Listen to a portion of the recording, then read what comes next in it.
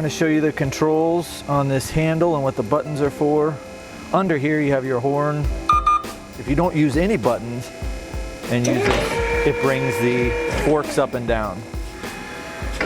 The middle one is the tilt button. Up and down. This is to extend the forks out and back. And this top button shifts left to right.